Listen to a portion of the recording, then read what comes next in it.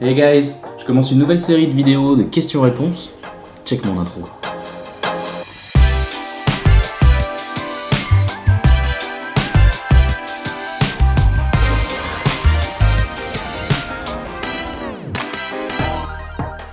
Ok, alors on commence. Clem47, tu vis de ta passion? Ma passion, ça a toujours été depuis que je suis petit l'animation, le dessin animé et le cinéma.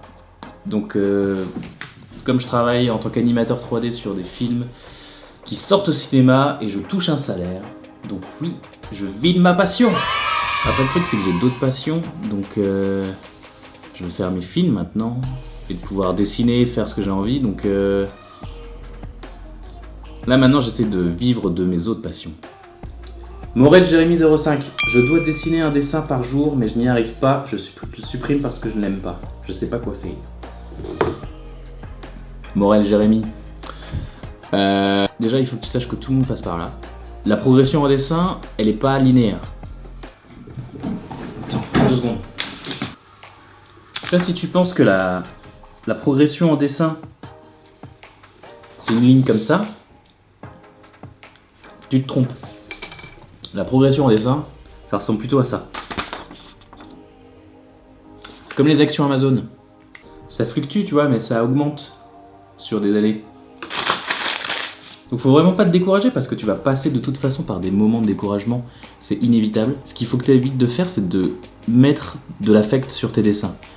Essaie de te concentrer sur le plaisir de dessiner plutôt que sur ton dessin. Parce que ton dessin, si tu apprends à dessiner, tu cherches pas à faire un beau dessin. Tu cherches à apprendre à dessiner. Donc satisfais-toi en fait de progresser à chaque fois où il y a un endroit où tu as appris quelque chose. Même si le dessin est globalement raté, essaye de te satisfaire de ce qui est bon. Être positif, quoi, avoir le mug à moitié plein de café. Ne mets pas d'affect sur tes dessins. Pas pour l'instant, mais même pour moi, en général, ça n'a pas d'intérêt, quoi. Le but de dessiner, pour moi, c'est même pas de faire un dessin, c'est juste de dessiner, tu vois. Regarde-moi comment je sais pas si tu vois là, mais comment sont mes dessins de nu, là. Tu vois.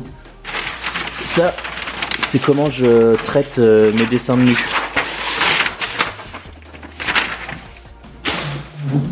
Donc après ça c'est moi qui vois ça comme ça, toi tu fais ce que tu veux, mais moi mon conseil ça serait de pas mettre d'affect dans tes dessins et comme ça tu seras pas découragé à chaque fois que tu fais un dessin raté.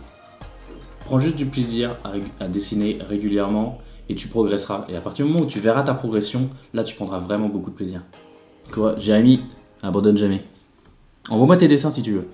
Mathéo, FRT. Pourrais-tu faire une vidéo où tu parles de l'animation et des films comme le Grinch, etc. Carrément que je vais faire ça, j'ai trop envie de faire des vidéos qui parlent du cinéma d'animation. Quand j'étais à la fac, j'avais fait un mémoire sur l'influence du cartoon sur les films d'images de synthèse.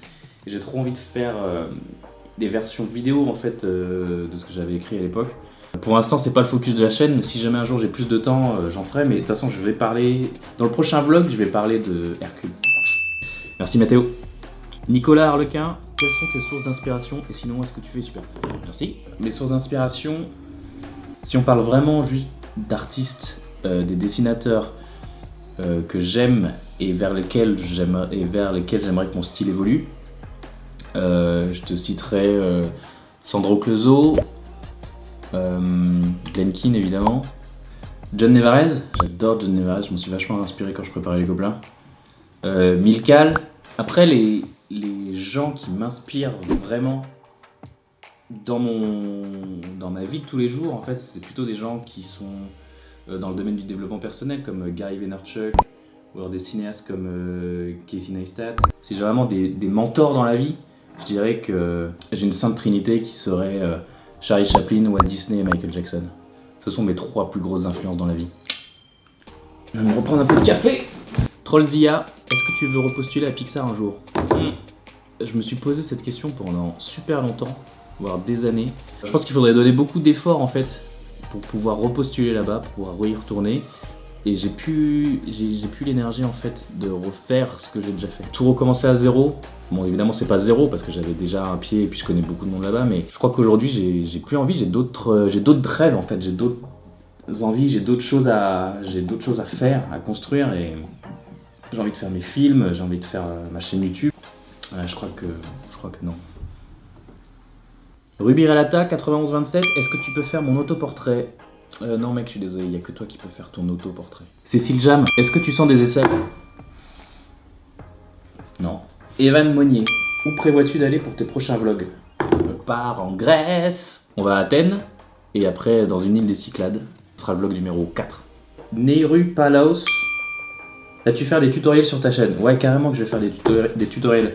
Mais en gros, dans mon idée, toute cette année, c'est l'idée de documenter en fait comment je me remets au dessin. Je reprends du niveau pour montrer aussi que c'est possible avec le travail de progresser, pour pouvoir montrer en fait au travers des vidéos ma progression. Et après, quand j'aurai atteint un certain niveau, je pense que je commencerai à faire des tutoriels sur la chaîne.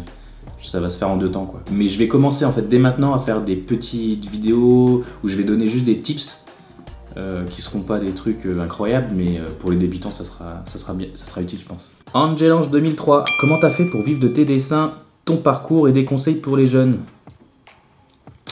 Bah je ne vis pas de mes dessins parce que j'apprends à dessiner plus que je ne fais des dessins.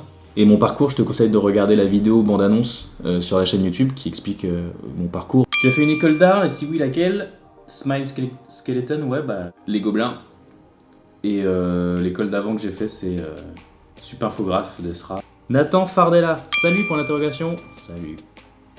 Inès Florence, t'es un animateur 2D ou 3D? 3D officiellement pour mon boulot, mais j'ai fait de la 2D quand j'étais étudiant, et j'ai fait de la stop-mo quand j'étais à Arman et un peu avant. L'unique Enzo, 1 ou 2? Hein 22. Yes, merci pour vos questions, c'était trop cool. Si vous avez des questions que vous voudriez que je réponde dans la prochaine vidéo, vous les mettez dans les commentaires. Merci d'avoir regardé cette vidéo. Ciao.